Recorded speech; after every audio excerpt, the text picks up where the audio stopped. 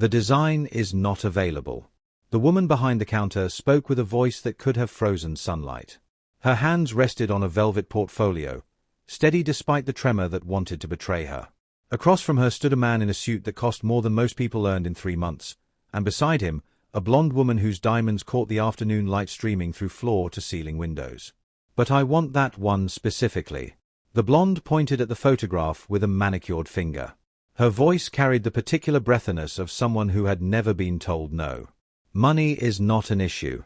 Name your price." The woman behind the counter closed the portfolio with more force than necessary. "That ring was the last piece I designed before my hands were broken. It is not about money. It is not available at any price." The silence that followed could have shattered glass. The man in the expensive suit had gone completely pale. His lips parted, but no sound emerged.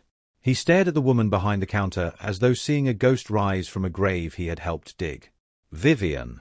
Her name came out strangled, barely a whisper. She met his eyes without flinching. The professional smile she had worn when they entered was gone now, replaced by something far colder. "Hello, Graham. It has been a long time. Welcome back to another powerful story, my beloved listeners. Kindly tell where you are watching from and what time it is where you are at. If you are new here, prepare for a story of betrayal, unexpected love, and what truly makes a family. Drop everything and listen closely. This tale of heartbreak and redemption might just change how you view love and family forever." The boutique was called Cole & Company Fine Jewelry, and it occupied prime real estate in the arts district of a city that prided itself on wealth and taste. The windows displayed pieces that magazines had featured and celebrities had commissioned. The woman who owned it had built the business from nothing, and her name was etched in gold across the entrance for anyone who cared to look. Vivian Cole stood behind her counter now, watching 5 years collapse into a single heartbeat. Graham Mercer looked different than she remembered. The boyish softness she had once loved had sharpened into something colder, more polished. Silver threaded through his dark hair at the temples. He wore his wealth like armor now, the kind of money that came from family legacy and knowing exactly which doors would open before you knocked.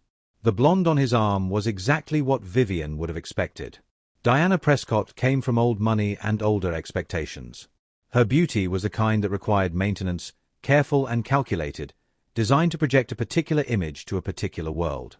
They had come to buy an engagement ring.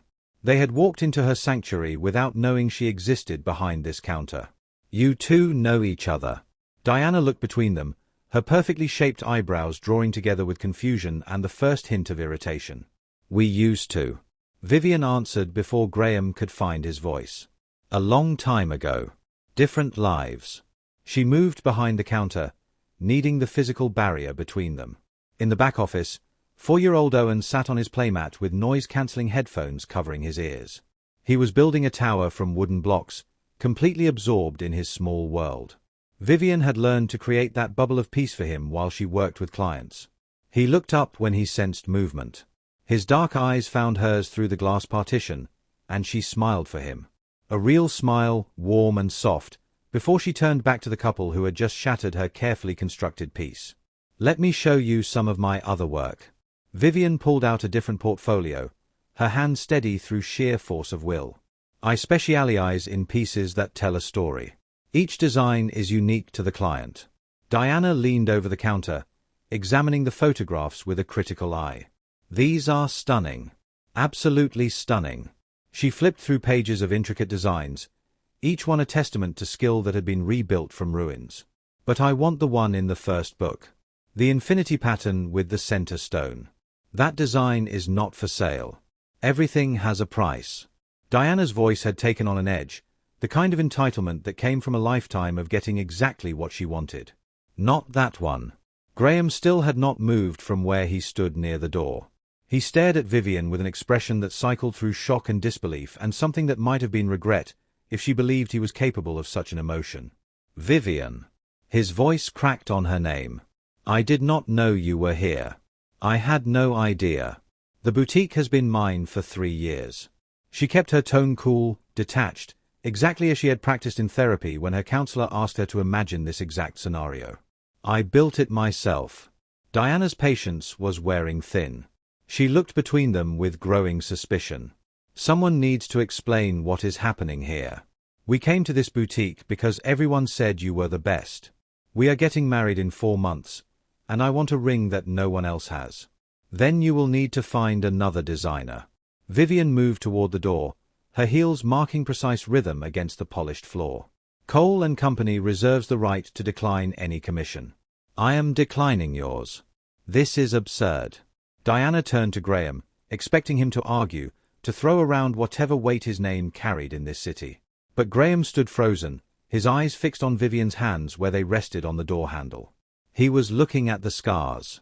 Thin white lines crossed her knuckles, faint enough that most people never noticed. But Graham was not most people.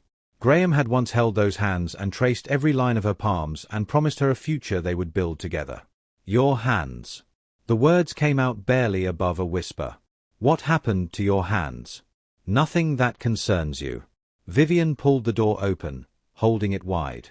The afternoon sun slanted across the threshold like a line drawn in light. Goodbye, Graham. Goodbye, Miss Prescott. Diana grabbed Graham's arm and pulled him toward the exit. She was furious, that much was clear, already composing the complaint she would file with whoever would listen. But Graham moved like a man walking through water, every step heavy with something Vivian refused to name. At the threshold, he stopped. He turned back to face her one more time. I did not know. His voice broke on the words. I swear to you, Vivian. Whatever happened, I did not know. You did not ask. Vivian held his gaze with 5 years of anger compressed into a single look. You believed what you were told, and you disappeared. That told me everything I needed to know about what I meant to you. She closed the door behind them. She locked it. She flipped the sign to closed, even though it was only 3 in the afternoon and she had appointments scheduled for the rest of the day. Then she leaned against the door and struggled to breathe. The panic attack came the way it always did, a wave rising from somewhere deep in her chest. Her hands were shaking now, the tremors she had worked years to eliminate returning with a vengeance. The old pain flared in her fingers, the nerve damage making itself known the way it always did when stress crept into her body. Auntie Viv. Owen had pulled off his headphones and padded over on small feet. He looked up at her with worried eyes, sensing something wrong the way children always do. Vivian sank down to his level and pulled him into her arms. She breathed in the scent of baby shampoo and warmth and life continuing despite everything. I am okay, sweetheart. Just some bad memories. Bad man. Owen asked the question with 4-year-old directness. A man who made bad choices a long time ago. Vivian pressed her face into his curls. But he cannot hurt us now. Through the window, she watched Graham and Diana arguing on the sidewalk. Diana was gesturing angrily, clearly furious about being thrown out of the boutique like common customers who could not pay.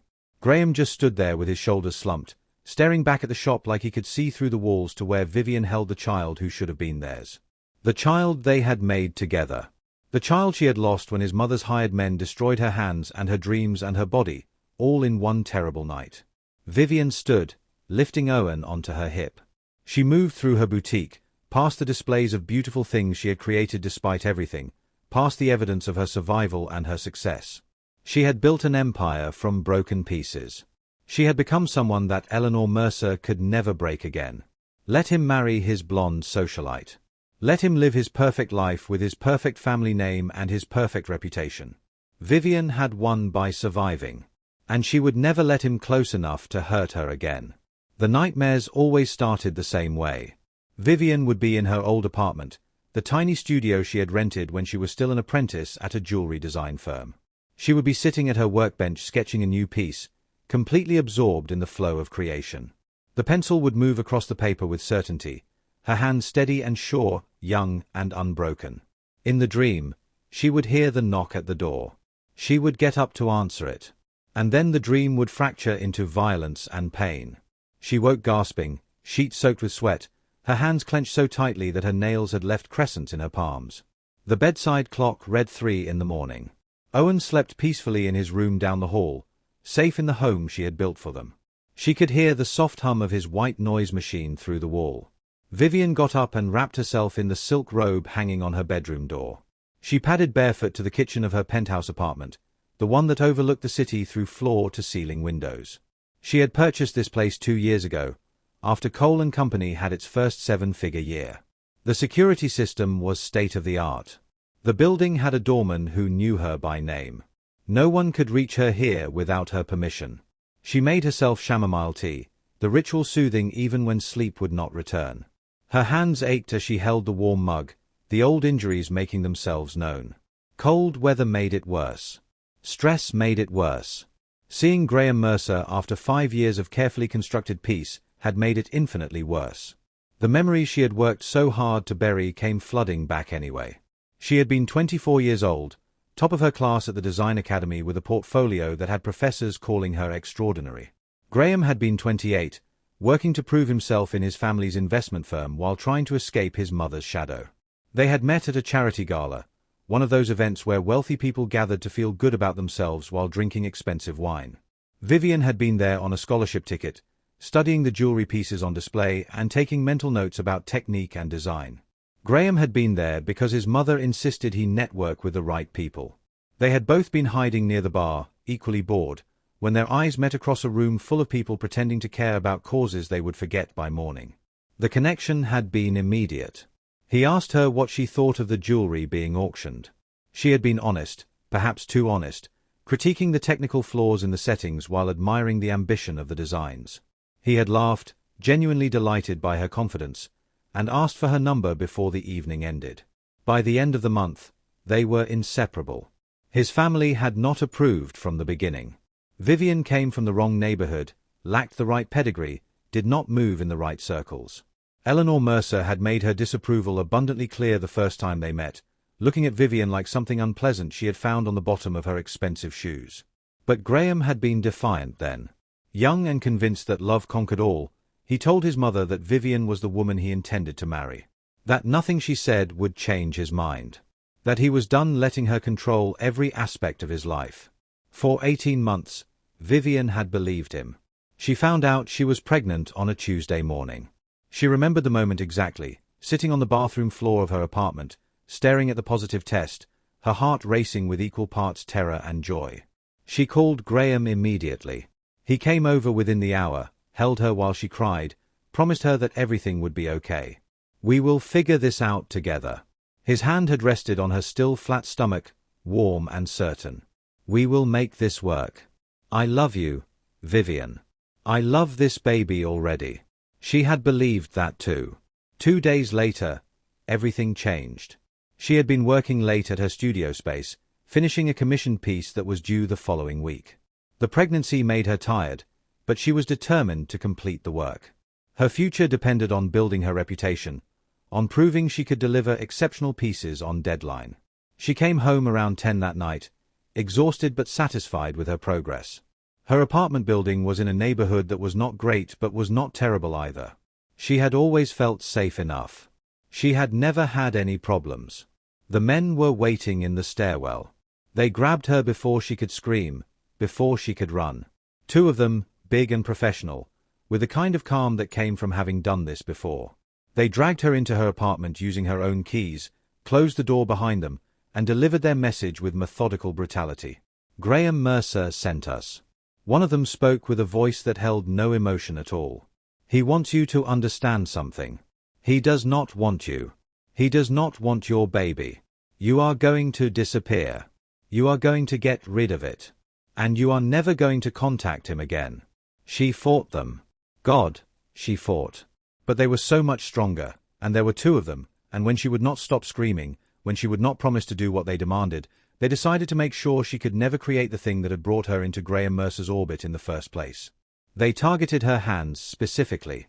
She remembered the sound of bones breaking. She remembered the way her screams tore her throat raw. She remembered the metallic taste of blood when she bit through her own lip trying to endure the agony.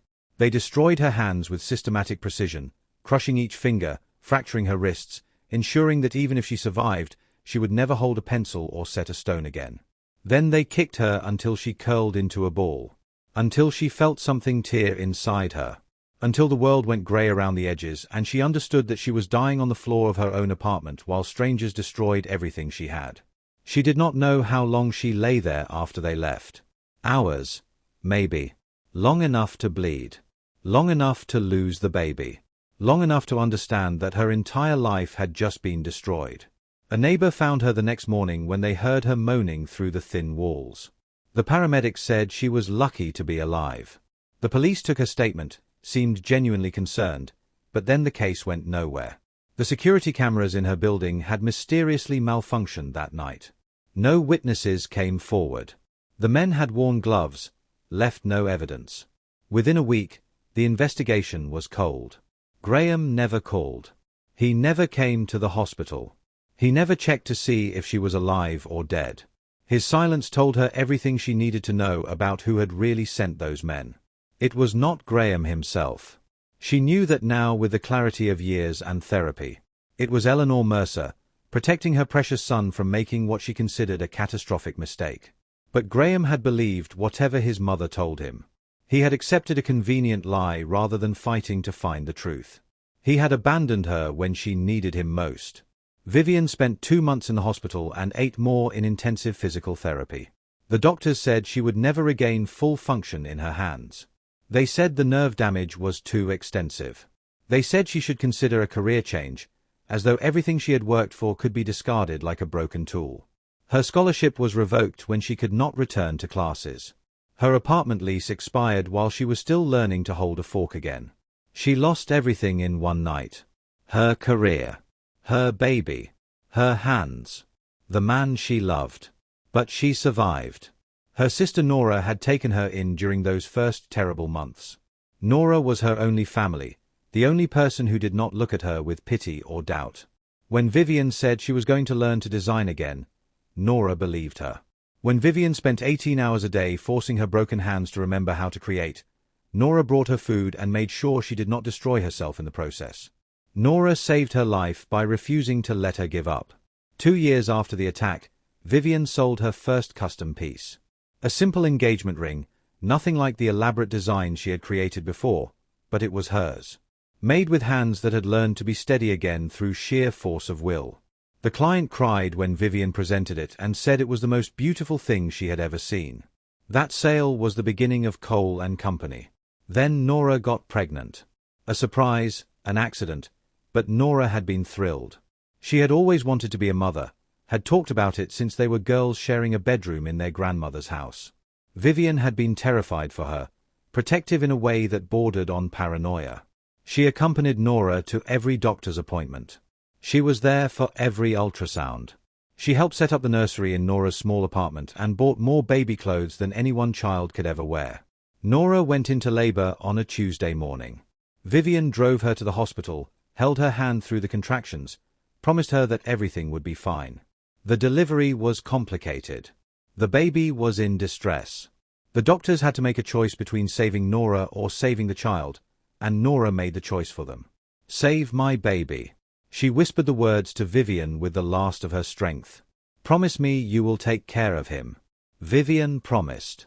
And then she watched her sister die, bringing Owen into the world.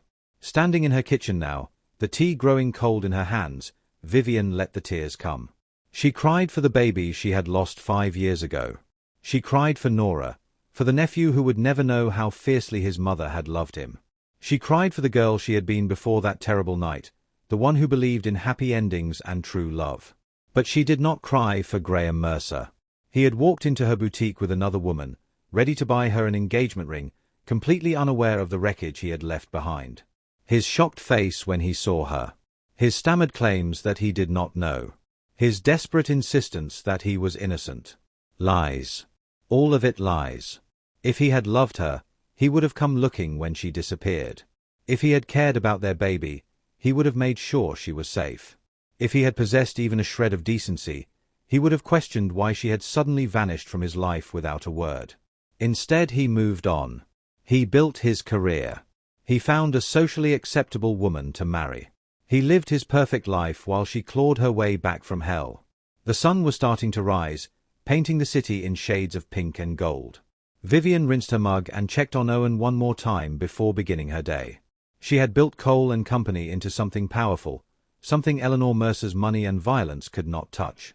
She had created beauty from broken pieces. She had turned her survival into art that people paid extraordinary amounts to own. Graham Mercer was her past. A chapter she had closed and locked away. Seeing him again had ripped open old wounds. Yes. But wounds could heal. They had healed before. They would heal again. She just had to remember that she was stronger now than she had ever been. Harder. Untouchable. And she would never let him close enough to hurt her again. Graham Mercer had not slept. He sat in his office on the 32nd floor of a building that bore his family name, the city spread out below him in a carpet of lights, and tried to reconcile the woman he had seen in that boutique with the Vivian he remembered. The Vivian from his memories had been soft and full of dreams. Her hands were always moving, sketching designs in the margins of whatever paper was nearby. She laughed easily and loved fiercely and believed in him when no one else seemed to. The woman who had thrown him out of her shop was made of steel and ice. She had looked at him with such contempt, such pure hatred, that it felt like a physical blow. And when she said those words, when she told him her hands had been broken, his entire world tilted sideways. He knew with absolute certainty who had done it. The moment Vivian mentioned her hands, everything clicked into place. All the pieces he had been too blind to see, too naive to question, suddenly formed a picture so ugly he could barely stand to look at it. His mother had destroyed the woman he loved. The intercom on his desk buzzed. "Mr. Mercer, Miss Prescott is here to see you. She seems quite upset." Graham rubbed his face with both hands. "Send her in." Diana swept into his office wearing her anger like a designer coat. She was beautiful in that carefully constructed way of women who had never known hardship. Her blonde hair was perfectly styled despite the late hour.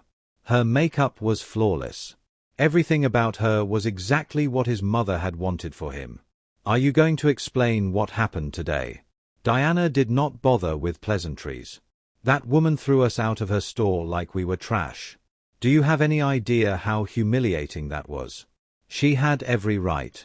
Diana stopped mid-stride, her eyes narrowing. "Excuse me. Vivian had every right to throw us out. To refuse the commission. To want nothing to do with me. Who is she to you?" Diana's voice had gone cold. "And do not tell me she is just an old girlfriend. I saw how you looked at her. I saw how she looked at you." Graham stood and moved to the windows. The office felt suffocating suddenly, the walls pressing in from all sides. "We were together 5 years ago. We were planning to get married. She was pregnant with my child." The silence behind him was absolute. "What happened?" Diana asked finally, her tone carefully controlled. "I believed a lie." Graham watched his own reflection in the glass, and he hated what he saw. "My mother told me Vivian had taken money to leave. $2 million. She showed me bank statements, documents that looked completely real. She said Vivian had chosen the money over me and over our baby. And you believed that?" "I believed it." The shame of the admission burned in his chest like acid. "I was angry. I was hurt. I thought the woman I loved had sold me out for a check. So I disappeared. I blocked her number and refused to see her. I transferred to our West Coast office for 2 years just to get away from the memories." Diana was quiet for a long moment. When she spoke again, her voice was softer, but there was steel underneath. "What really happened to her? Today, when Vivian told me about her hands being broken, I understood." Graham turned to face her. "My mother did not just pay her off. She had her attacked. She had her hands destroyed so she could not design anymore. She could not pursue the career she loved. And the baby." He could not finish the sentence. The weight of it was too much. Diana studied him with an expression he could not quite read. "You need to confront your mother. Find out the truth." "I know the truth. I have always known it somewhere deep down. I just did not want to believe my own mother was capable of something that evil." "What are you going to do?" Graham looked at her, this woman he had agreed to marry because it was expected, because it was easy, because she was everything his mother had selected for him. "I am going to talk to my mother. I am going to find out exactly what happened that night. And then I am going to make her answer for what she did." "And what about us?" Diana asked, though from her tone she already knew the answer. "I am sorry." Graham meant it. "You deserve someone who loves you completely. That has never been me." Diana's laugh was bitter. "I knew. I think I have always known. Your mother promised me you would forget about whoever came before. That you would learn to love me eventually. I was stupid enough to believe her. She pulled the engagement ring from her finger, the modest diamond he had chosen because spending extravagantly on something that was not real had felt wrong. She set it on his desk with a soft click. I hope she was worth it. The woman you destroyed yourself over. She was. She is. Even if she never forgives me. Even if she spends the rest of her life hating me. She was worth every moment we had together. Diana left without another word, taking with her the last pretense of the life his mother had planned for him. Graham waited until midnight. Then he drove to his mother's estate in the suburbs. The mansion sat on 5 acres of perfectly manicured grounds, every inch of it designed to project wealth and power. He had grown up in this house. He had learned from birth that the family name and reputation mattered more than anything else. He had learned all the wrong lessons. Eleanor Mercer was still awake, sitting in her study reviewing paperwork. She looked up when he entered, her expression cool and controlled. She had built an empire through strategic investments and ruthless business decisions. She had never apologized for her methods. She had always insisted that sentiment was a weakness successful people could not afford. Graham. It is late. I saw Vivian today. His mother's face remained impassive, but something flickered in her eyes. Recognition. Calculation. Perhaps just annoyance at having an old problem resurface. I thought we had moved past all that unfortunate business. Unfortunate business. Graham repeated the words, hearing how hollow they sounded. Is that what you call having someone beaten? Having their hands destroyed? Causing them to lose their baby? I have no idea what you are talking about. Do not. The word came out harder than he intended. Do not insult me by lying. Not now. Not about this. His mother set down her papers and folded her hands on the desk. That woman was going to ruin your life. Trap you with a pregnancy. Destroy everything we had built for you. She loved me. Graham's voice cracked on the words. We loved each other. We wanted that baby. She was using you. Eleanor's tone was patient, as though explaining something simple to a slow child. A girl from nowhere with nothing who saw an opportunity to marry into money. I protected you from making a catastrophic mistake. By having her attacked. By destroying her hands. By causing her to lose our child. I did what was necessary to protect my son. The casual admission nearly brought Graham to his knees. He had known. Somewhere deep in his gut, he had always known. But hearing her confirm it with no more emotion than she might use to discuss a business deal was something else entirely. His mother had ordered violence against the woman he loved. She had orchestrated the destruction of an innocent life. And she showed no remorse whatsoever. You are a monster. I am a mother who loves her son. One day, when you have children of your own, you will understand that sometimes love requires difficult choices. No. Graham shook his head slowly. Love does not require cruelty. It does not require violence. What you did was not love. It was control. And where has your precious Vivian ended up? Eleanor's tone sharpened. If she is so special, so worthy of your devotion, surely she has accomplished something with her life. She owns the most successful custom jewelry boutique in the city. The words gave Graham a grim satisfaction. Cole & Company. Celebrities commission her work from across the country. She rebuilt her career from nothing after you tried to destroy her. She survived you, mother. She became extraordinary despite everything you did to break her. For the first time, his mother's composure slipped. Cole & Company. That is hers. You know the name. I know she has turned down 3 purchase offers from major corporations in the past year. His mother spoke slowly, processing. I had no idea the owner was your little design student. Her name is Vivian Cole. And she was never mine to own. She was my partner. My equal. The woman I was supposed to marry and build a life with. Until you took that away from both of us. I gave you the life you have now. Eleanor's voice rose for the first time. Your position at the firm. Your reputation. Your engagement to Diana, whose family will strengthen our business connections. I just ended my engagement to Diana. Graham watched his mother's face as the words landed. "And I'm going to find a way to make this right with Vivian. Even if it costs me everything. If you pursue this." His mother stood, her expression hardening into something cold and final. "If you try to dredge up the past, you will lose your position at the firm. I will make sure you are cut off from the family fortune. You will have nothing. I already have nothing." Graham moved toward the door. "I have nothing because I chose your money and your approval over the woman I loved. I let you convince me she had betrayed me when all she had done was love me. I abandoned her when she needed me most. Everything I have now is built on that betrayal. And it means less than nothing." He stopped at the threshold. "Jeffrey." His mother called after him. "You are making a mistake. She will never forgive you. Women like her hold grudges.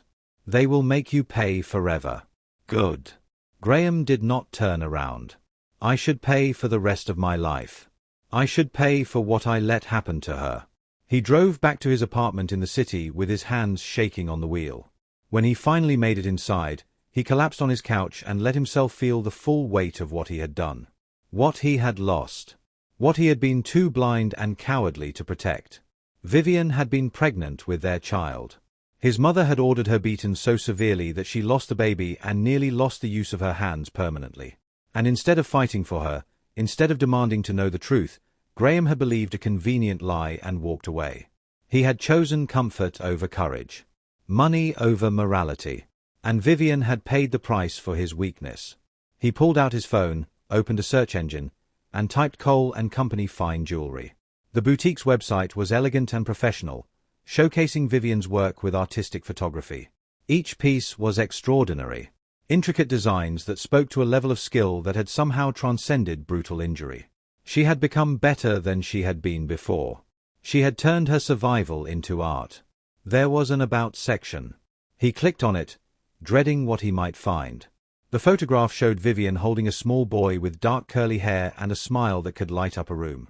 The caption read Vivian Cole, founder and creative director of Cole & Company, with her son Owen. Her son. Not their son. The child in that photograph could not be theirs because their baby had died when his mother's hired men kicked Vivian until she miscarried on her apartment floor. But she had a child now. Someone else's child. Or perhaps she had adopted. The website did not say. Either way, she had built a life without him. A beautiful, successful, meaningful life. And he had absolutely no right to walk back into it asking for forgiveness or second chances. But he was going to try anyway. Because the alternative was living the rest of his life knowing he had been too much of a coward to even attempt to make things right. Vivian had always known Graham would come back. Not because she believed in fate or destiny or any of that romantic nonsense she had stopped believing in 5 years ago. But because men like Graham Mercer, men raised with the certainty that the world would bend to accommodate them, never accepted rejection gracefully. They always came back, convinced that the right words or the right gesture would fix everything they had broken. He showed up at Cole & Company the next afternoon. Vivian was in her private studio working on a custom piece for a client who wanted something unique for an anniversary gift. Owen was at his preschool program, the exclusive place she could barely afford when she first enrolled him but now paid for without a second thought. The boutique was technically closed on Sundays, but she often came in when she needed quiet concentration. The security camera alert pinged on her phone. She glanced at the screen and saw Graham standing outside her door, looking like he had not slept in days. For a moment she considered ignoring him. She had work to do. A life to live. No obligation to make space for the man who had abandoned her when she needed him most. But curiosity won out. What could he possibly say that would make any difference? What words could bridge 5 years of silence and suffering? She unlocked the door remotely and watched through the camera as he entered. He looked terrible. Dark circles shadowed his eyes. His expensive suit was rumpled. His hair needed combing. The polished certainty she remembered was nowhere to be found. Good. She waited in her studio, not bothering to go out and greet him. Let him come to her. Let him walk through the evidence of everything she had built without his help, without his money, without his love. He found her at her workbench with a jeweller's loop attached to her glasses and her hand steady as she set a tiny sapphire into its mounting. She did not look up when he entered. She just continued working with the focused precision that had rebuilt her career. Vivian. The boutique is closed on Sundays. She still did not pause in her work. If you need to make an appointment, you can call during business hours. I talked to my mother. That made her pause. She set down her tools carefully, removed her loupe, and finally looked at him. Did you? She admitted it. Everything. The attack. Your hands. The baby. He was struggling to maintain composure, his words coming out uneven and broken. I am so sorry, Vivian. I am so goddamn sorry. You are sorry. She repeated the words without any inflection at all. 5 years later. After I rebuilt my entire life. After I survived what your mother did to me. You are sorry. I did not know. I swear to God, Vivian. I did not know what she had done. You did not ask. She stood and faced him across the workbench. I disappeared from your life overnight and you did not question it. You did not come looking. You did not wonder if I was okay. She showed me evidence. Bank statements. Emails. Documents that looked completely real. She told me you had taken money to leave and I believed her. You believed that the woman you claimed to love, the woman carrying your child, would take a payoff instead of trusting what we had together. I was young. I was stupid. I let my mother manipulate me because it was easier than fighting her. I was young too. Vivian's voice remained level, though each word cost her something she could not name. I was young and pregnant and terrified. And I did not have the luxury of being stupid or choosing the easy path. I had 2 men break into my apartment and destroy my hands because your mother wanted me gone. They told me you sent them. They said you did not want me or our baby. Graham's face crumpled. I lost the baby that night.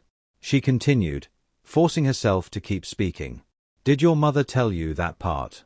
How her hired thugs kicked me until I miscarried. How I spent hours bleeding on my apartment floor before anyone found me. Jesus. He reached for her, but she stepped back immediately, putting more distance between them. Do not touch me. Do not you dare touch me. What can I do? He asked desperately. Tell me how to fix this. Tell me how to make it right. You cannot. Vivian wrapped her arms around herself, a defensive gesture she hated but could not control. Some things do not get fixed, Graham. Some things just stay broken. I will destroy her. His voice turned hard. I will go to the police. I will testify against her. She will pay for what she did to you. Will she? Vivian laughed, and the sound was bitter as winter. Your mother is wealthy and connected. She probably paid those men in cash and made sure there is no trail leading back to her. And even if you could prove it, even if she went to prison, it would not give me back what I lost. It would not erase 5 years of pain. What about Owen? Graham asked the question carefully, watching her face. Is he mine? Is he ours? Did you have another child after? Owen is not your concern. Vivian's voice went sharp enough to cut. He is my son. My responsibility. My family. But she could see the math working in his head. Owen was 4 years old. If she had gotten pregnant again shortly after losing their baby, if she had kept that child despite everything, then Owen could be Graham's son. The possibility was clearly tearing him apart. Let him suffer with the uncertainty. Let him feel a fraction of what she had endured. I need to know. Graham pressed. Please. Is he mine? Why? Vivian demanded. What difference does it make? You walked away. You chose to believe I had betrayed you instead of fighting for us. You do not get to waltz back into my life now and demand answers about my son. Because if he is mine, I have a right. You have no rights. Vivian interrupted before he could finish. You gave up any rights when you disappeared. When you blocked my number. When you moved across the country to get away from the mess you thought I was. They stood in silence, the air between them heavy with unresolved anger and grief. Graham looked like he wanted to argue, to push, but something in her expression must have convinced him to back down. I am sorry. He said again, the words inadequate and useless. I know that does not fix anything. I know I do not deserve your forgiveness. But I need you to know that I am sorry. That if I could go back and make different choices, I would choose you. Every time. I would choose you. But you did not. Vivian said the words quietly. When it mattered. When I needed you most. You chose your mother's approval and your comfortable life. You chose to believe a lie because it was easier than loving me through the hard parts. I was a coward. Yes. She agreed. You were. And I was the one who paid for your cowardice. Graham's shoulders sagged in defeat. What do you want from me? Tell me what you need. I want you to leave. She moved toward the door of her studio. I want you to walk out of my boutique and my life and never come back. I want you to marry your perfect society bride and live your perfect society life and forget I exist again. I broke off my engagement to Diana. Vivian stopped. She turned back to face him, surprised despite herself. Why would you do that? Because I do not love her. I have never loved her. My mother pushed us together because Diana's family has connections she wanted for the business. I said yes because it was expected. Because it was easy. Because I have spent 5 years trying to convince myself I could build a life that did not include you. That is not my problem. I know. I am not telling you this because I expect anything from you. I am telling you because you deserve honesty. You deserved it 5 years ago and I failed you. I will not make that mistake again. What do you want, Graham? Really? Because if you are hoping for some dramatic reunion where I fall into your arms and forgive everything, that is not happening. I am not the woman I was 5 years ago. That woman died the night your mother's thugs destroyed my hands. I can see that. Graham's voice was soft. You are stronger now. Harder. You have built something incredible here. Something that has nothing to do with me or my family or our past. And I am proud of you for that. Even though I have no right to be. Vivian did not know how to respond to that. She had expected anger. Excuses. Attempts at manipulation. She had not expected genuine admiration or this raw honesty that made it harder to maintain her walls. I just want a chance. Graham continued. Not to be with you. Not to fix what is broken between us. Just to be in your life somehow. To prove that I am not the same man who walked away. To make sure you and Owen have everything you need. We do not need anything from you. Vivian's voice went cold again. I have built a successful business. I own this building. I have enough money to give Owen every opportunity. We are fine without you. I know you are. But what about time? What about someone who can be there when you are working? Someone who can take him to the park or read him stories or just be another adult who cares about him. Vivian stood abruptly and began pacing the small studio. You are asking me to trust you with my son. The most precious thing in my life. After you proved 5 years ago that you cannot be trusted when things get difficult. I am not that person anymore. Prove it. She turned to face him. Not with words. Not with grand gestures. Prove it by showing up every day and doing the work. Prove it by being there when it is inconvenient and boring and hard. Prove it by putting Owen's needs above your own desire for redemption. I will. Graham stood to face her. However long it takes. Whatever it requires. I will prove it. You get 1 hour a week. Vivian's voice was hard as stone. Supervised visits at my apartment. You show up when you say you will. You leave when I tell you to. And the first time you disappoint him, the first time you prove you are still the same unreliable coward you were 5 years ago, you are done. No second chances. No explanations. Just done. It was more than he had hoped for. Less than he wanted. I will take it. Thank you. Do not thank me. Vivian's voice carried a bitter edge. I am not doing this for you. I am doing it because Owen needs stability. He needs adults in his life who keep their promises. And maybe, just maybe, you can learn to be one of those adults. But you will never be in my life as anything more than someone who failed me when it mattered most. The man who chose wrong when choosing right might have cost him something. The words hit like physical blows, but Graham accepted them. This was his penance. This was the price of his cowardice. When can I start? Saturday. 2 in the afternoon. I will text you the address. Show up sober. Show up on time. And for God's sake, Do not bring expensive presents. He does not need things. He needs consistency. I understand. Vivian walked him to the door, maintaining careful distance between them the entire way. At the threshold, she stopped and looked up at him with eyes that held so much pain it nearly broke him apart. I loved you. She said the words quietly. 5 years ago, I loved you more than I thought it was possible to love another person. I would have done anything for you. Built any life you wanted. Been whoever you needed me to be. I know. Graham whispered. And you threw it away because your mother told you to. Because it was easier to believe a lie than fight for us. That is not something I can forgive. That is not something time or good behavior will erase. So when you show up on Saturday, when you start building a relationship with Owen, remember that it is not a path back to me. It is not a second chance at what we had. That is dead. You killed it. Vivian opened the door. This is just you trying to be a better person going forward. Nothing more. I understand. He left the boutique and walked through the city streets with his hands shoved in his pockets and his heart simultaneously full and empty.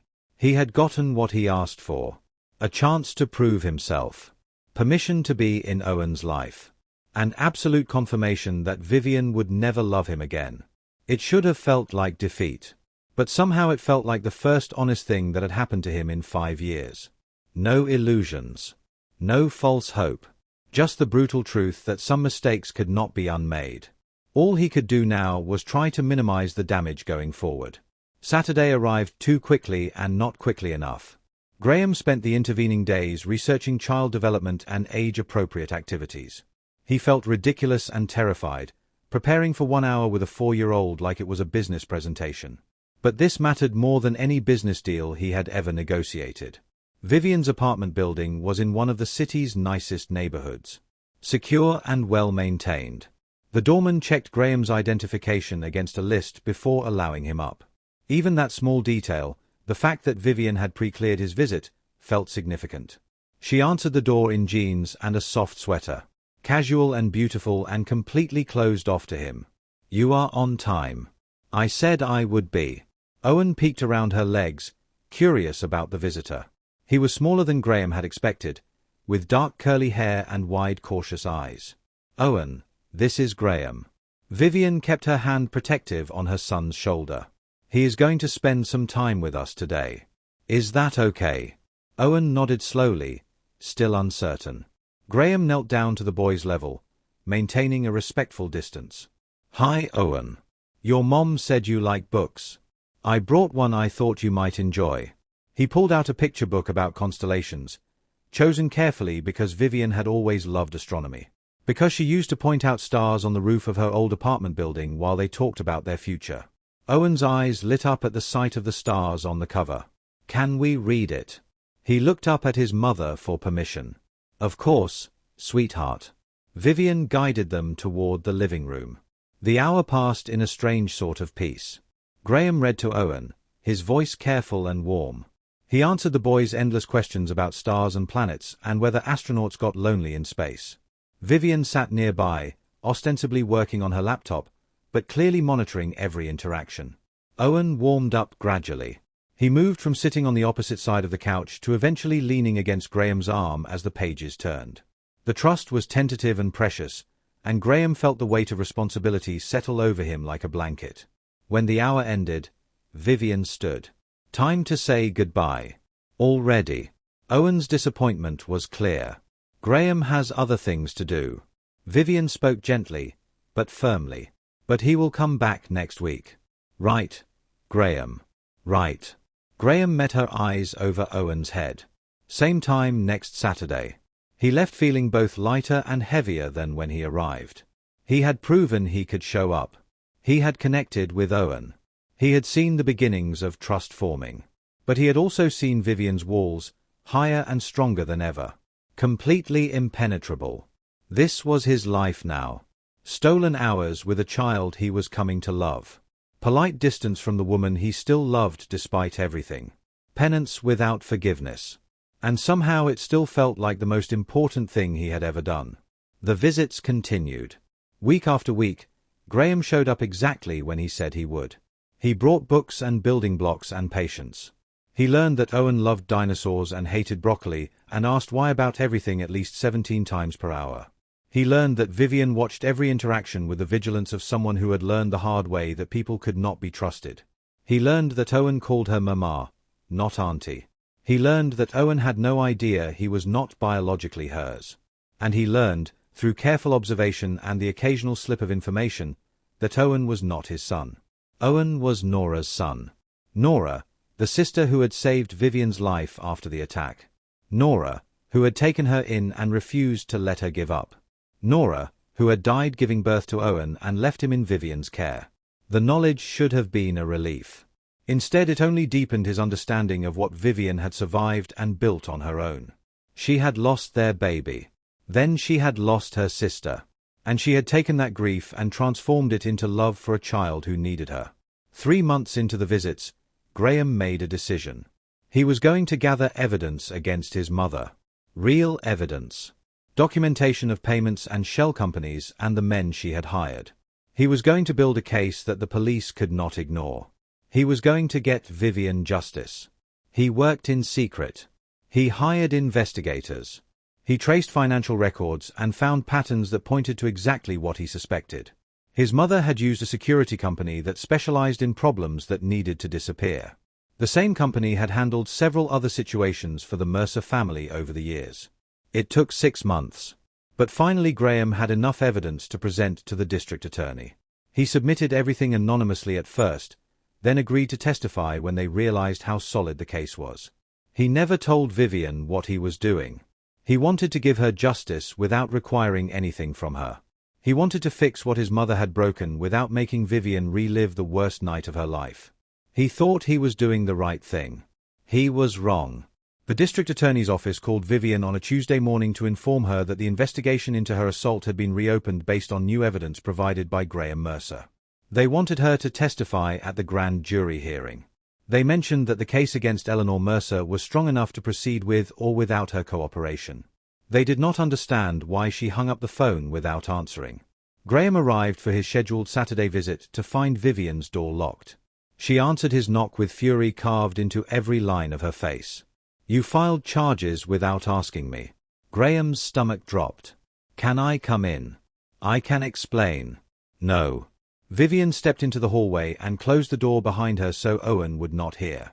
"You do not get to make decisions about my trauma. You do not get to drag me through a trial without my consent. This is exactly what you did 5 years ago. Making choices that affect my life without consulting me.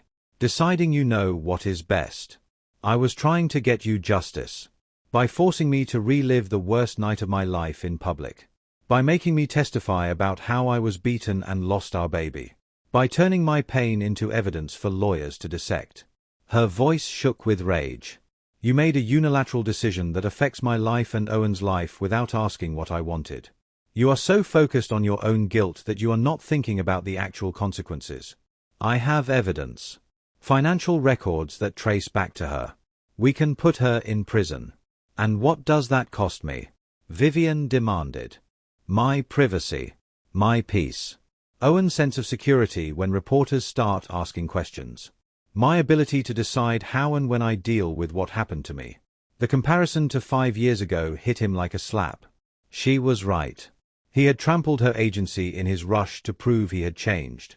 He had committed the same sin in reverse. "I am sorry," Graham said. "You are right. I should have asked what you wanted." "Yes. You should have." Vivian's anger gave way to something worse. Exhaustion. Disappointment. "I need you to leave." "Vivian. Please." "No. Leave. I need to decide if I can trust you at all." Graham wanted to argue. To explain his intentions. To make her understand that he had been trying to help. But he had lost that right. "I will withdraw the evidence," he said desperately. "Whatever you want. What I want is for you to have asked before starting any of this." Vivian's voice was weary. "But you cannot undo it now. The DA said I do not have to testify. That your evidence might be enough on its own. It is. The financial trail is clear. So you have condemned your mother without my permission. Made yourself the hero of a story that was mine to tell. She looked at him with eyes that held no softness. "And you think that is making amends?" "No. I think I made another terrible mistake." Vivian was quiet for a long moment. Then she spoke, and her words were the last thing he expected. "I need you to go through with it. If you withdraw now, it means nothing. The investigation gets dropped. Your mother wins. So you want me to testify? You want me to put her in prison? I want you to live with knowing you did it for yourself. Not for me. The visits with Owen are done. I need you to stay away from us until after the trial. I need to protect him from whatever circus this becomes. And I need distance from you while I figure out if you have actually changed or if you are just better at justifying the same selfish behavior. Please do not take Owen away. I love him. You should have thought about that before making decisions that affect our lives without asking." Vivian opened her apartment door. "Goodbye, Graham." The finality in her voice destroyed him. But he turned and walked away. Because staying would only prove that he still did not understand what she needed. And he was finally starting to understand that loving someone meant respecting their choices. Even when those choices meant losing everything. The grand jury hearing happened 3 weeks later. Graham sat in the witness chair for 4 hours, providing evidence that traced his mother's payments to a shell company that employed men who specialized in making problems disappear. He detailed conversations he had overheard as a young man about eliminating obstacles. He handed over emails and financial records proving a pattern of violence disguised as business strategy. His mother sat in the courtroom throughout his testimony. She did not look angry. She did not look afraid. She looked at him the way she might look at a disappointing investment that had failed to perform as expected.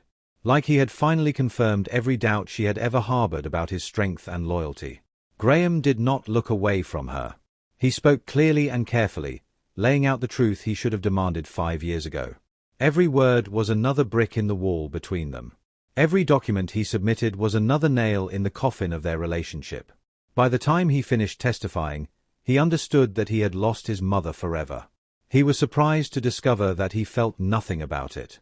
The grand jury indicted Eleanor Mercer on charges of assault, conspiracy, and witness intimidation.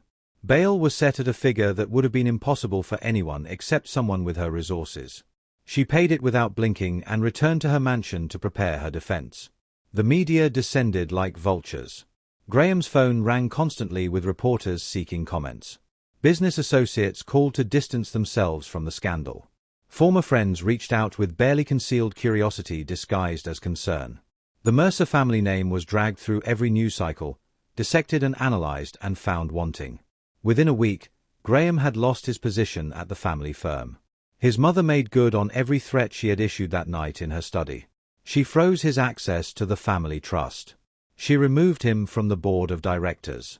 She made calls to every contact she had in the industry, ensuring that no one would hire him without understanding exactly what kind of son turned against his own mother. Graham watched his former life crumble around him and felt something unexpected. Relief.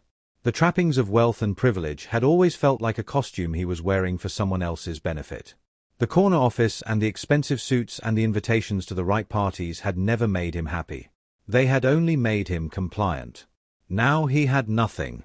And somehow that felt more honest than anything he had experienced in years. He moved out of his luxury apartment and into a small place downtown. 2 rooms and a kitchen barely large enough to turn around in.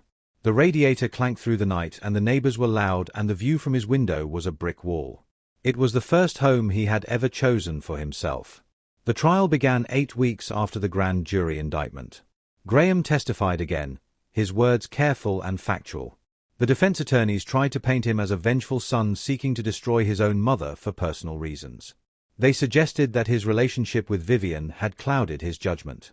They implied that he was unstable, unreliable, motivated by guilt rather than truth. But the financial trail was too clear. The pattern of payments was too consistent. And when the prosecutor presented evidence linking the same shell company to 3 other incidents where people who inconvenienced the Mercer family had suffered mysterious misfortunes, the jury's decision became inevitable. Eleanor Mercer was found guilty on all counts. The sentencing was lighter than Graham had hoped. His mother's age and the expensive lawyers she employed had softened the blow. 5 years in a minimum security facility, with the possibility of early release for good behavior. It was not enough. It would never be enough to make up for what she had taken from Vivian. But it was something. Graham sat in the courtroom as the sentence was read. He watched his mother's face as the judge pronounced the words that would define the next chapter of her life. She showed no emotion, no regret, no acknowledgement that she had done anything wrong. When the bailiffs led her away, she did not look back at her son. Graham walked out of the courthouse into a grey afternoon. Reporters shouted questions at him from behind barriers. Cameras flashed. Someone called his name over and over, demanding a statement about how it felt to send his own mother to prison. He did not respond to any of them. He went home to his small apartment and sat in the silence and tried to feel something other than empty. Justice had been served. But it did not heal anything. It did not bring back the baby Vivian had lost. It did not restore the use of her hands. It did not erase 5 years of pain and rebuilding and learning to survive without the man who should have protected her. Graham pulled out his phone and typed a message to Vivian. The verdict came in. Guilty on all counts. 5 years. He stared at the words for a long time before pressing send. She did not respond. He tried again 2 days later. I know you do not want to hear from me, but I needed you to know that I understand what I did wrong. I took away your choice again. I am sorry. No response. A week passed. Then 2. Graham stopped texting. He stopped hoping for forgiveness. He stopped believing he deserved any contact with the family he had grown to love. He got a job. It was not the kind of position he had been trained for. Not the corner office with the view and the assistant who managed his calendar. Diana Prescott, of all people, reached out to him 3 weeks after the verdict. She had connections in real estate development. There was an entry-level position available at a firm her family had invested in. The pay is terrible. She told him over coffee that neither of them pretended was about reconnecting. And the hours are brutal. But it is honest work. Why would you do this for me? Because I am tired of being angry. Diana stirred her coffee without looking at him. And because someone who will destroy their entire life trying to do the right thing, even if they do it wrong, deserves a chance to rebuild. She paused. Also because I saw the hospital records. The photographs of what your mother did to that woman. It was evil, Graham. You are an idiot for how you went about getting justice. But at least you tried. Graham took the job. He showed up every day at 7 in the morning and stayed until the work was done, however long that took. He reviewed property assessments and market analyses. He made coffee runs for people younger than him who had never heard the Mercer name and did not care about his fall from grace. He filed paperwork and learned a business he knew nothing about and accepted criticism from supervisors who had no idea he had once commanded boardrooms. His co-workers treated him with cautious distance at first. Everyone knew who he was. The heir who had testified against his own mother. The man whose family name was now synonymous with corruption and violence. They were not hostile. Just careful. Waiting to see if his humility was genuine or if privilege would reassert itself when things got difficult. Graham kept his head down and worked. He found an apartment he could actually afford on his new salary. Small and modest, nothing like the luxury he had grown up with. He could have dipped into savings for something better. But something about living simply felt necessary. Like penance. Like proof that he was serious about becoming someone different. He started volunteering at a youth center in Vivian's neighborhood. Not to run into her. Not to engineer chance meetings. But because the work mattered. He taught kids to play chess on Tuesday evenings. He helped with homework on Thursdays. He became a steady adult presence for children who did not have many steady adults in their lives. He went to therapy twice a week. His counselor was a no-nonsense woman in her 60s who had no patience for self-pity or excuses. She pushed him to examine the patterns that had led to his failures. The entitled assumption that he knew best. The cowardice disguised as practicality. The habit of choosing comfort over courage. You are doing this to get her back. His therapist observed during their 3rd month of sessions. Yes. Graham admitted. That is not going to work. What do you mean? Real change happens when you become better for yourself. Not for external validation. Not to win someone back. But because you cannot stand to be the person you were before. Then I am doing it wrong. You are doing it human. She corrected. But you need to ask yourself something important. If Vivian never speaks to you again, if you never see Owen, would you still want to be this person you are trying to become? Graham sat with that question for weeks. The answer revealed itself slowly. Yes, he would. Because the man he had been was hollow, built on inherited wealth and unearned confidence, propped up by a family name that meant power instead of integrity. The man he was becoming, forged through loss and honest work and the daily choice to show up even when no one was watching, felt real in a way he had never experienced before. He kept volunteering at the youth center even though Vivian never appeared. He kept going to therapy even though the sessions were difficult and exhausting. He kept working at his job even though the hours were long and the pay was modest. He stopped waiting for Vivian to notice. He stopped hoping his transformation would earn him anything. He started doing the work because it was right. Because he could not stomach being the man he used to be. Because somewhere along the way, he had discovered that redemption was not a destination. It was a daily practice. 6 months into his transformation, Graham almost broke. A junior analyst at the firm had made a mistake on a major deal. Not malicious, just inexperienced. The kind of error that could cost the company significant money if not corrected quickly. Graham's first instinct was to fix it himself. Quietly. Efficiently. Take over and solve the problem without consulting anyone. He had actually opened the files and started making corrections before he recognized the pattern.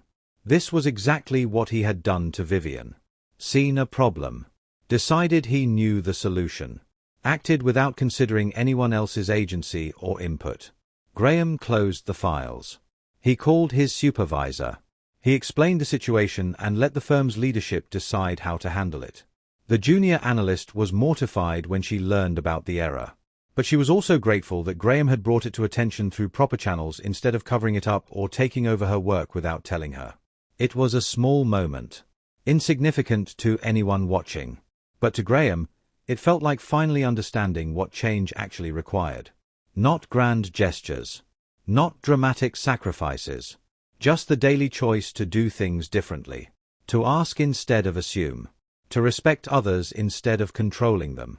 To be helpful without taking over. He called his therapist that evening. I think I understand now. Why she could not forgive me. Tell me. It is not just about the big betrayal 5 years ago.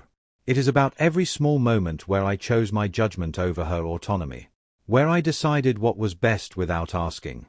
That is the pattern I need to break. Good. His therapist said. Now the real work begins. The holidays were brutal. Graham spent Thanksgiving alone in his apartment, imagining Owen somewhere laughing and happy. He made himself a modest meal and ate it in silence and tried not to think about the family dinners he had taken for granted when he was younger. He spent Christmas volunteering at a soup kitchen, serving meals to people who had lost everything. He understood them now in a way he never had before. Loss was not abstract. It was waking up every day knowing you had destroyed the best thing in your life through your own choices. He saw Vivian twice during that year of silence. The first time was at a gallery opening in the Arts District. Her jewelry was being featured alongside paintings and sculptures by local artists. She wore a simple black dress that made her look like a queen surveying her kingdom. Her work was displayed like the art it was, each piece illuminated and labeled and priced at figures that made Graham's chest tight with pride. She was extraordinary. She had always been extraordinary. He had just been too blind and entitled to deserve her. Graham watched from across the room for 10 minutes. He saw her laugh at something a collector said. He saw her hands move as she explained her design process, the scars on her knuckles catching the light. He left before she noticed him.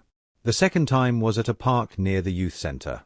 Graham was there with a group of kids from the program, teaching them to fly kites on a windy Saturday afternoon. He looked up from helping a 7-year-old untangle string and saw Vivian and Owen on the other side of the playground.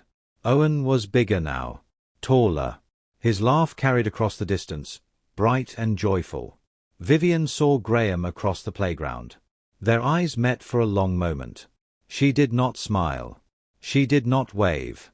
She just watched him with the kids for a few seconds, something complicated crossing her face. Then she turned back to Owen and pushed him on the swings. Graham understood the message. You can exist in the world. You can be a good person. But you do not get to exist in our world. He accepted it. What else could he do? The year mark came and went without ceremony. Graham had stopped counting the days since he had last seen Owen. He had stopped imagining scenarios where Vivian would reach out.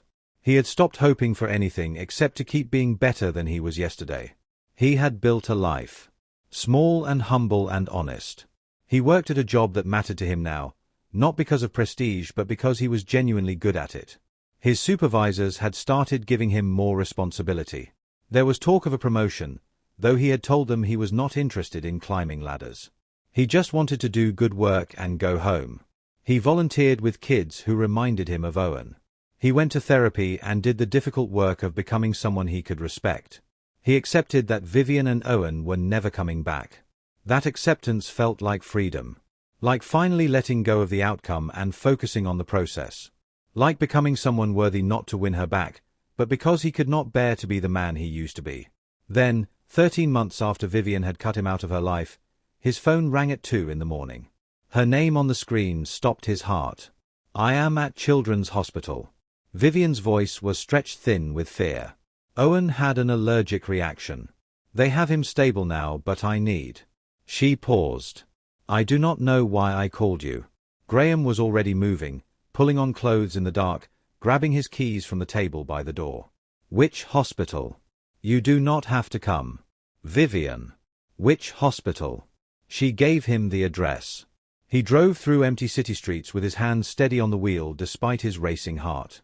This was not about second chances or redemption. This was about a child in danger and a woman who had carried too much alone for too long. He found her in the pediatric waiting room.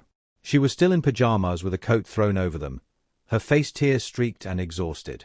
She was pacing, her hands trembling with the old nerve damage that always got worse under stress. "What happened?" Graham spoke gently, not wanting to startle her. "I gave him peanut butter." Vivian's voice broke. "We were trying new foods. I did not know he was allergic. I did not know and I almost killed him. This is not your fault." He could not breathe. His face swelled up and he could not breathe and I had to call an ambulance and the paramedic said if I had waited 5 more minutes. She could not finish the sentence. Graham pulled her into his arms without thinking. She fought it for a moment, her body rigid with resistance and old wounds. But fear overwhelmed her walls and she collapsed against him, sobbing into his shoulder. "I cannot lose him," she gasped between ragged breaths. "He is all I have. If I lose him too." "You will not." Graham's voice was firm. "Owen is strong. He is here. He is stable. You got him help in time." They stood like that while Vivian broke. Other families in the waiting room gave them privacy, recognizing crisis that transcended normal boundaries. A nurse walked past and did not comment. A doctor emerged from double doors, glanced at them, and continued on to another patient.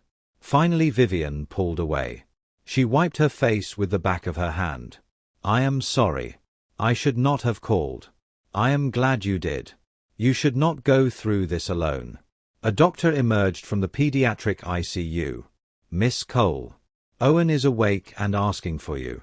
Vivian moved toward the doors, then paused. She turned back to Graham with an expression he could not quite read. "Do you want to see him? He has been asking about you. About when you will come read stories again." It felt like a test. Graham was not going to fail it. "If you are okay with it. Come on." Owen was small in the hospital bed, his face slightly swollen from the allergic reaction. But his eyes were bright when he saw his mother enter the room. And 4 dripped fluids into his arm. Monitors beeped softly around him. "Mama." "Hi, sweetheart." Vivian took his hand carefully, mindful of the 4. "How are you feeling?" "Tired. The doctor said I get ice cream tomorrow because my throat is sore." "Whatever flavor you want." Owen noticed Graham standing in the doorway. "Graham. You came. Mama said you were busy." "I am never too busy for you." Graham moved closer, staying on the opposite side of the bed from Vivian. "You gave your mama quite a scare." "I did not mean to. The peanut butter made me feel funny." "I know, buddy. But the doctors fixed you up. You were very brave." Owen's face grew serious. Mama was crying. I heard her. That is because she loves you so much. Graham met the boy's eyes. Sometimes when people we love are scared or hurt, it makes us cry. Do you love me too? Graham felt Vivian's gaze on him. He met her eyes briefly before answering. Yes. I do love you. Then why did you stop coming? The question hung in the air. Graham did not have an answer a 5-year-old would understand. He could not explain that he had made a mistake in trying to help without asking. That he had violated Vivian's trust again, even while trying to get her justice. That sometimes love was not enough when actions kept falling short. Vivian saved him. Graham and I had some things to work out. But he is here now. The nurse came in to check Owen's vitals, giving them a moment of space. When she left, Vivian spoke quietly. You can go. I know you have work in the morning. I am not leaving unless you want me to. I do not know what I want. Vivian admitted. I called you because in that moment, terrified in the ambulance, you were the person I wanted there. Not because I have forgiven you. Just because some part of me still remembers when you were the person I turned to. I will take that. Graham kept his voice low. Whatever you need tonight. I am here. They stayed through the night. They took turns sitting with Owen when he woke confused and scared. Vivian dozed in the chair by his bed, never letting go of his hand even in sleep. Graham sat in the corner, available but not intrusive, watching over both of them. Around dawn, Owen fell into a deeper sleep. The doctors were pleased with his recovery. They would keep him one more day for observation, but the danger had passed. Vivian left the room and made her way to the waiting area. Graham followed at a distance. Thank you for staying. She stared into a cup of terrible hospital coffee. I would not have been anywhere else. I know. She set down the cup. That is the problem. Graham waited for her to continue. You are supposed to be the villain. Vivian's voice was quiet, exhausted. The man who abandoned me. Who chose his mother over our baby. But then you show up at 2 in the morning when I call. You stay all night. You hold me while I cry. People can be more than one thing. I am still angry. She looked at him. About the trial. About you making decisions for me without asking. That has not changed. I understand. But I also watched you with those kids at the park. Saw you teaching them to fly kites. You did not know I was watching. Graham shook his head. You looked happy. Content. Like you had found something real. She studied him carefully. You are different than you were a year ago. Quieter. More settled. Like you stopped performing. I stopped trying to be someone for you. Graham said honestly. I started trying to be someone I could respect. And are you? Someone you respect. Getting there. Some days are better than others. Vivian was quiet for a long moment. I am not ready to forgive you. I might never be ready. Too much happened. I know. But maybe. She paused. Maybe you could see Owen again. Supervised. If you prove you are reliable, maybe eventually without supervision. This is not about us. This is about him having another adult who cares about him. I will take it. Graham kept his voice steady despite the hope rising in his chest. Whatever you are willing to give. And if you disappoint him again. If you screw this up. I will not. You said that before. I know. Graham held her gaze. But I am different now. Not because I want something from you. Because I cannot stand to be the person I was. So whatever you need. However long it takes. I will prove it. The sun was rising, painting the hospital windows pink and gold. Owen would wake soon, confused and sore but alive. And Graham would be there when he did. Not as a hero. Not even as a friend. Just as someone trying to do better than before. The supervised visits resumed slowly. Once a month at first, carefully scheduled around Owen's routine and Vivian's comfort level. Graham showed up exactly when he said he would, every single time. He brought books Owen loved. He helped build block towers and answered endless questions about dinosaurs and space and why the sky was blue. He was patient when Owen was cranky. He was engaged when Owen was energetic. He never once complained about the strict time limits Vivian imposed or the way she watched every interaction with protective vigilance. 6 months after the hospital, Vivian allowed unsupervised visits. Graham would pick Owen up on Saturday mornings, take him for pancakes at a diner Owen loved, then spend a few hours at the park before bringing him home exactly when promised. He never asked for more time. He never pushed for extended visits. He never presumed he had earned anything beyond what Vivian explicitly offered. At work, Graham had been promoted despite his protests. He was good at real estate development, had an eye for properties others overlooked, understood how to balance profit with community benefit. But he kept his life simple. Modest apartment. Practical car. Most of his money went to a college fund he had opened in Owen's name and donations to organizations supporting assault survivors. He still volunteered at the youth center. He still went to therapy. He still did the work of being better, not because it would win Vivian back, but because he could not stomach being who he used to be. 8 months after the hospital crisis, Vivian had an emergency of her own. Her biggest commission yet had hit a catastrophic problem. The center stone she had ordered, a flawless 3-carat diamond she had been waiting months to receive, arrived with a nearly invisible fracture that would only reveal itself under stress. It was unusable. And the wedding was in 3 days. Everything she had built felt threatened. The client was the daughter of a prominent philanthropist. The kind of commission that could define her reputation for years. The kind of failure that could damage everything she had worked so hard to create. She called Graham without thinking. He was at her studio in 20 minutes. He did not try to fix it himself. He just listened while she explained the problem, her voice tight with stress and frustration.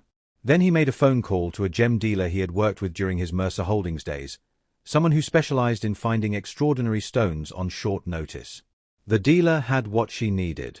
The price was steep, but the stone was perfect.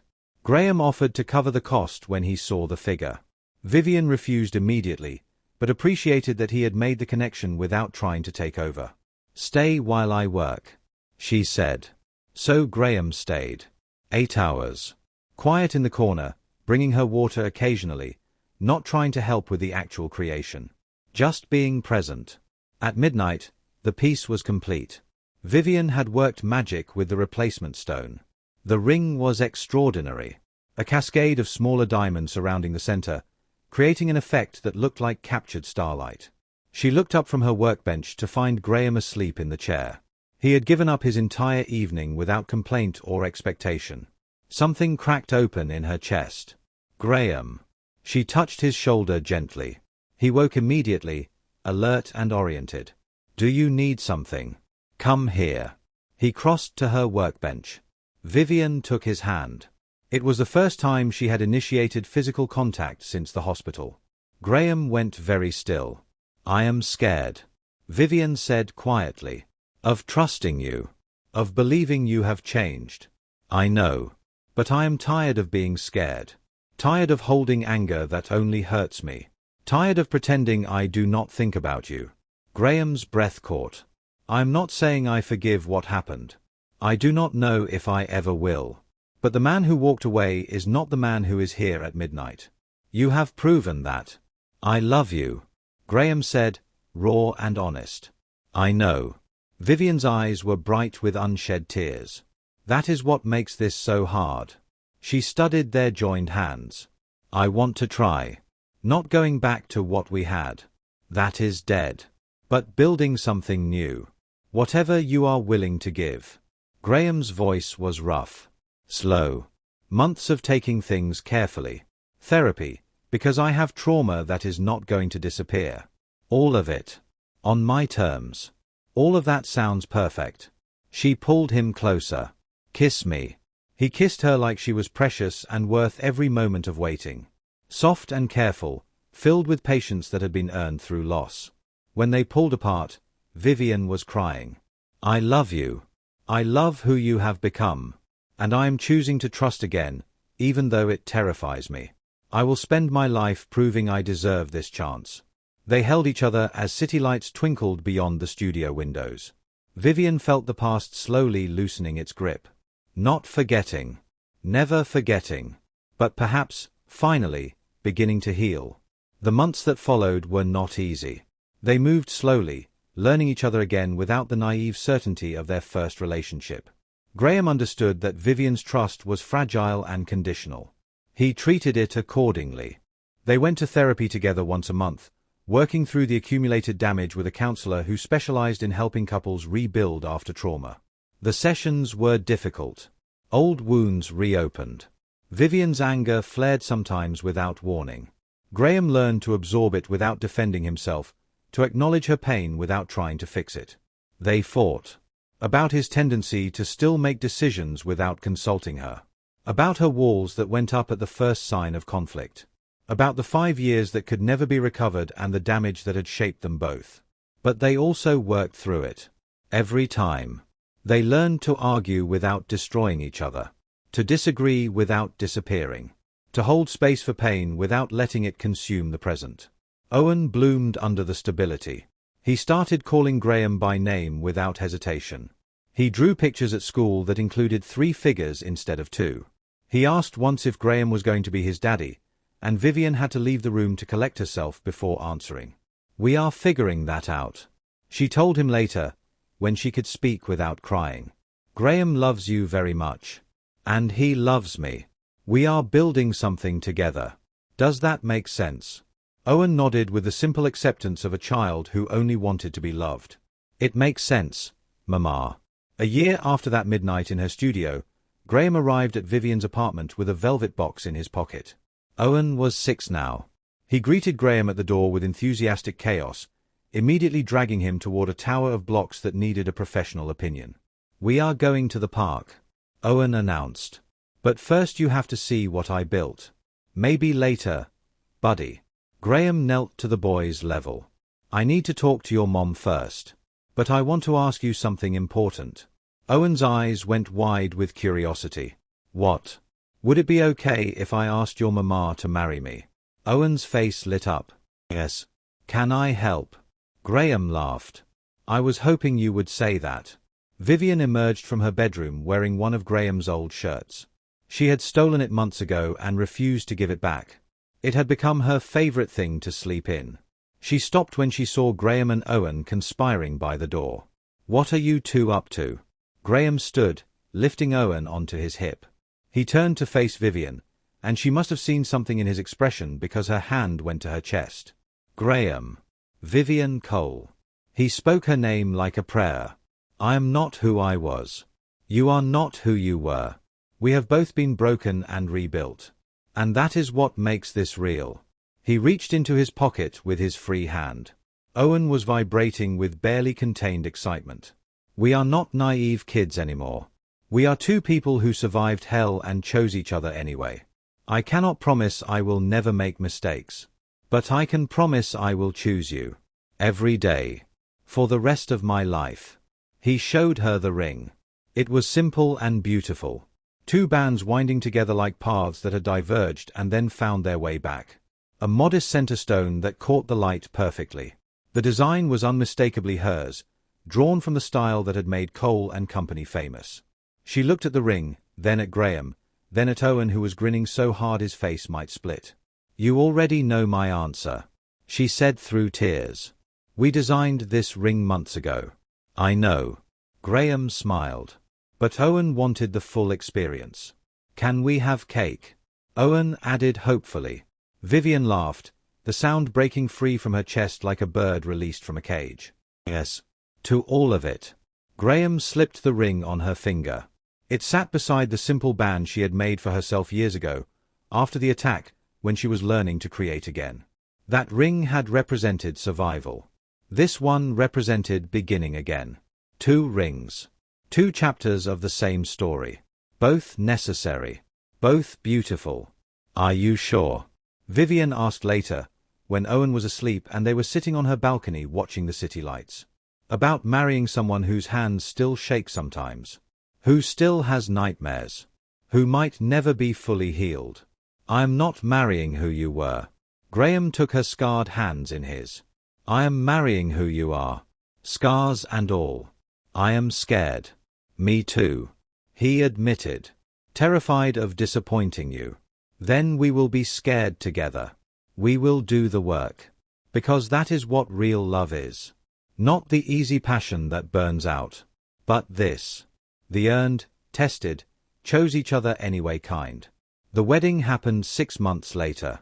Small and intimate, held in the garden of a friend's estate on a perfect spring afternoon. Owen served as ring-bearer, his face serious with responsibility until he reached the altar and broke into a grin. Vivian wore a simple dress she had designed herself. Elegant and understated, nothing like the elaborate gowns in bridal magazines. Graham wore a suit that fit him properly for the first time in his life, chosen without concern for what his mother would have approved. Their vows were honest. Vivian spoke about walls that had taken years to build and the man who had waited patiently outside them until she was ready to let him in. She spoke about trust being rebuilt one day at a time, one kept promise at a time. She spoke about choosing love despite fear, about finding courage in the small daily acts of showing up. Graham spoke about the man he used to be and the man he had fought to become. He spoke about learning that love was not grand gestures or dramatic sacrifices, but the quiet work of respecting someone's autonomy and honoring their pain. He spoke about Vivian teaching him that being worthy of love required action, not just words. When they exchanged rings, the guests cried. Not because it was a beautiful ceremony, though it was, but because they knew the story. They knew what had been lost and what had been rebuilt. They knew that this love had been earned through years of work and healing and the daily choice to try again. As Graham kissed his wife, Owen cheered. The sound echoed across the garden, bright and joyful, full of the hope that children carry so easily. Vivian held Graham's face in her scarred hands and looked at him with eyes that held no shadows. I love you. I love you too. He kissed her again. Forever. Forever. She agreed. And this time, she believed it.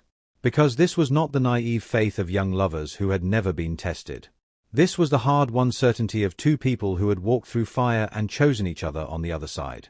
Some things break. Some things heal. And some become more beautiful in the mending. 3 years after the wedding, Vivian sat in the garden of the house they had bought together. The one with the big backyard where Owen could play and the studio space where she could create and the extra bedrooms they had not yet found a purpose for. Graham came outside carrying 2 cups of coffee. He settled into the chair beside her and they watched the sunrise paint the sky in shades of gold and pink. Owen's science fair project is due on Friday. Vivian said. The volcano. The volcano. He wants to add glitter to the lava. Of course he does. They sat in comfortable silence. The morning was cool and quiet, the neighborhood still asleep around them. Birds sang in the trees. A neighbor's dog barked somewhere in the distance. I was thinking. Graham said carefully. The extra bedrooms. Vivian turned to look at him. We talked about it before. But we never decided. I know. She was quiet for a moment. The doctors said I could probably carry a pregnancy to term. The damage was not that kind. I know. And Owen has been asking about siblings. I know that too. Vivian laughed softly. You have been thinking about this a lot. Every day. Graham admitted. But only if you want it. Only if you are ready. We have Owen. We have this life. I am happy with what we have. Vivian took his hand. I want it. She said quietly. I want to try. Graham's eyes filled with tears he did not try to hide. Are you sure? I am sure. She lifted their joined hands and kissed his knuckles. This is not about replacing what we lost. That baby will always be part of our story. But I am not afraid anymore. I am not holding back pieces of myself in case everything falls apart. She met his eyes. I want to build a bigger life with you. Then let us do it. Graham pulled her close. Let us build everything. They sat together as the sun rose higher, warming their faces, filling the garden with light. Inside the house, Owen would wake soon, demanding breakfast and attention and answers to 1,000 questions. Their life was ordinary now. Beautifully, blessedly ordinary. The kind of ordinary that Vivian had once thought was lost to her forever. The kind that Graham had never known he wanted until he learned what it meant to earn it. They had built this. Day by day. Choice by choice. Promise by promise kept. And they would keep building for all the days that followed. Because that was what love actually meant. Not the grand romantic gestures of songs and stories. but the quiet daily work of showing up, of choosing each other, of creating something worth protecting, and protecting it with everything you had. The end.